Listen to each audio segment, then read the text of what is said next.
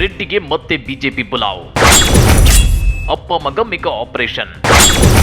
Target 2+1 DK rebel. Operation Kamala ಈ ರಾಜ್ಯದಲ್ಲಿ ಹುಟ್ಟು ಹಾಕಿದ್ದೆ ಮಾಜಿ ಸಿಎಂ ಬಿಎಸ್ ಯಡಿಯೂರಪ್ಪ. 2008ರಲ್ಲಿ ಮೊಟ್ಟ ಮೊದಲ ಸಲ ಆಪರೇಷನ್ ಕಮಲ ಮಾಡಿ ಈ ರಾಜ್ಯದ ಸಿಎಂ ಆಗಿದ್ದ ಯಡಿಯೂರಪ್ಪ ಮತ್ತೆ ಆಪರೇಷನ್ ಕಮಲಕ್ಕೆ ಕೈ ಹಾಕಿ ಸಕ್ಸಸ್ ಆಗೋ ಕನಸು ಕಾಣ್ತಿದ್ದಾರೆ. ಆಗ ಅಪ್ಪ ಯಡಿಯೂರಪ್ಪ ಆಪರೇಷನ್, ಈಗ ಮಗ ವಿಜಯೇಂದ್ರ ಆಪರೇಷನ್ ಗಿಳಿದಿದ್ದಾರೆ. ಇದರ ಬೆನ್ನಲ್ಲೇ 2008ರ ಆಪರೇಷನ್ ಕಮಲದ ಮಾಸ್ಟರ್ ಮೈಂಡ್ ಮತ್ತು ಶಾಸಕ ಜನಾರ್ದನ್ ರೆಡ್ಡಿ ಅವರಿಗೂ ಬಿಜೆಪಿ ಗಾಳ ಹಾಕಿದೆ. ಆದ್ರೆ ಇಷ್ಟು ದಿನ ಸುಮ್ಮನಿದ್ದ ಡಿಸಿಎಂ ಡಿಕೆಶಿ ಈಗ ಬಿಜೆಪಿಯ ಈ ಆಪರೇಷನ್ ಆಟಕ್ಕೆ ಫುಲ್ ಸ್ಟಾಪ್ ಇಡಲು ಭರ್ಜರಿ ರಣತಂತ್ರ ಹಿಡಿದಿದ್ದಾರೆ. ಹಾಗಾದ್ರೆ ಏನದು ಟಾರ್ಗೆಟ್ 2+1 ಡಿಕೆ ರೆಬೆಲ್ ಅಂದ್ರ? ಅದನ್ನ ಡೀಟೇಲ್ ಆಗಿ ತೋರಿಸ್ತೀವಿ. ಆದ್ರೆ ಅದಕ್ಕಿಂತ ಮೊದಲು ಹಲೋ ಕನ್ನಡ ಯೂಟ್ಯೂಬ್ ಚಾನಲ್ ಅನ್ನು ಸಬ್ಸ್ಕ್ರೈಬ್ ಮಾಡ್ಕೊಳ್ಳಿ. ಹಾಗೇನೇ ಪಕ್ಕದಲ್ಲಿರೋ ಬೆಲ್ ಬಟನ್ ಅನ್ನು ಪ್ರೆಸ್ ಮಾಡಿ.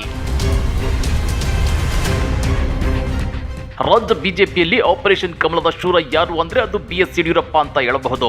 2008ರಿಂದ ಪ್ರತಿ ಸಲವೂ ಬಿಎಸ್ವೈ ಆಪರೇಷನ್ ಕಮಲ ಮಾಡಿಕೊಂಡೇ ರಾಜಕಾರಣ ಮಾಡಿದ್ದಾರೆ.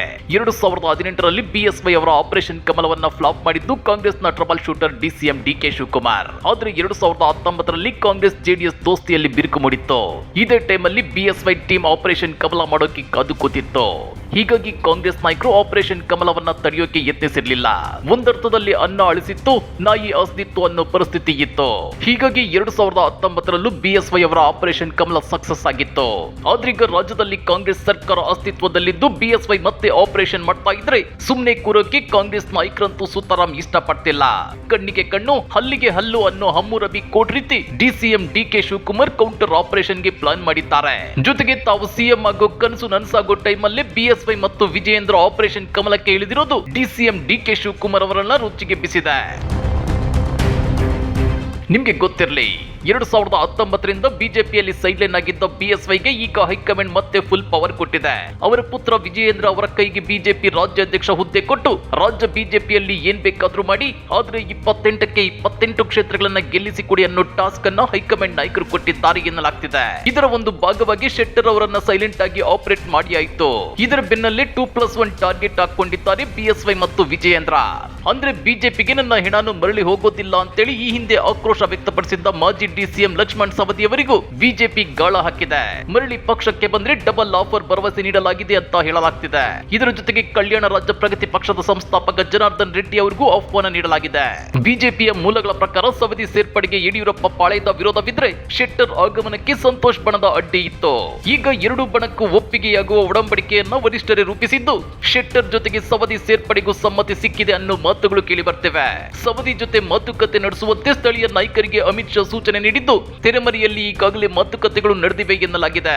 ಆದ್ರೆ ಈ ಹಂತದಲ್ಲಿ ರಾಜೀನಾಮೆ ನೀಡೋದ್ರಿಂದ ಯಾವುದೇ ಲಾಭ ಇಲ್ಲ ಅನ್ನೋದು ಸವದಿ ವಾದವಾಗಿದೆ. ಈ ಹಿನ್ನೆಲೆಯಲ್ಲಿ ಅವರಿಗೆ ಡಬಲ್ ಆಫರ್ ನೀಡಲಾಗಿದೆ ಅನ್ನೋ ಮಾತುಗಳು ಬಿಜೆಪಿ ವಲಯದಲ್ಲೇ ಕೇಳಿ ಬರ್ತಿವೆ. ಇದರ ಪ್ರಕಾರ ಸವದಿ ವಿಧಾನಸಭಾ ಸದಸ್ಯತ್ವಕ್ಕೆ ರಾಜೀನಾಮೆ ನೀಡಿ ಮುಂಬರುವ ಲೋಕಸಭಾ ಚುನಾವಣೆಯಲ್ಲಿ ಬಿಜೆಪಿಯಿಂದ ಸ್ಪರ್ಧಿಸಬೇಕು. ಇದಕ್ಕೆ ಪ್ರತಿಯಾಗಿ ಅವರ ಪುತ್ರ ಚಿದಾನಂದ ಸವದಿ ಅವರಿಗೆ ವಿಧಾನಸಭಾ ಟಿಕೆಟ್ ನೀಡಬೇಕೆಂಬ ಪ್ರಸ್ತಾಪವನ್ನು ಇಡಲಾಗಿದೆ. ಸವದಿ ಈ ಆಫರ್ ಅನ್ನು ಇನ್ನೂ ಒಪ್ಪಿಕೊಂಡಿಲ್ಲ.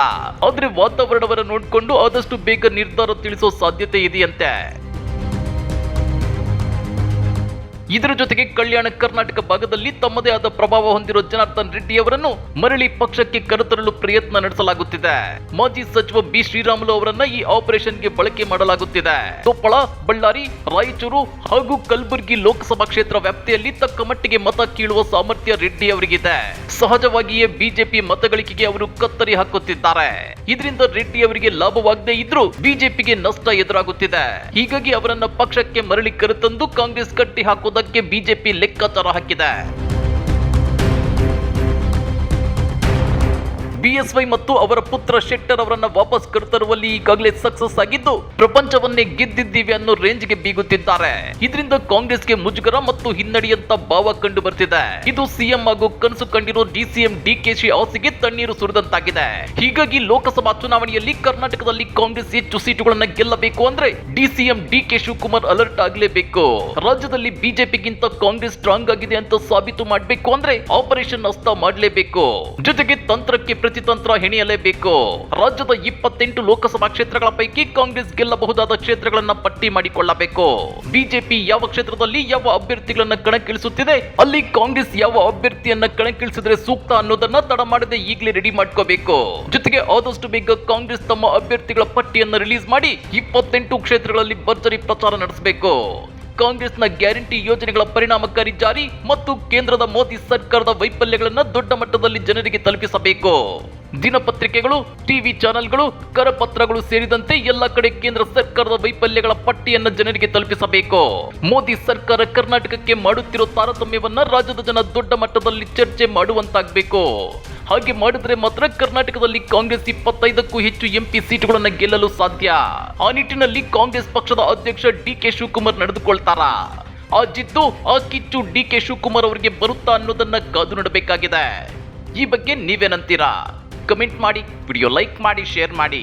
ಇಂಥ ಮತ್ತಷ್ಟು ರೋಚಕ ರಾಜಕೀಯ ಸುದ್ದಿಗಳನ್ನ ಮಿಸ್ ಮಾಡದೆ ನೋಡ್ಬೇಕು ಅಂದ್ರೆ ಹಲೋ ಕನ್ನಡ ಯೂಟ್ಯೂಬ್ ಚಾನೆಲ್ ಅನ್ನ ಸಬ್ಸ್ಕ್ರೈಬ್ ಮಾಡ್ಕೊಳ್ಳಿ.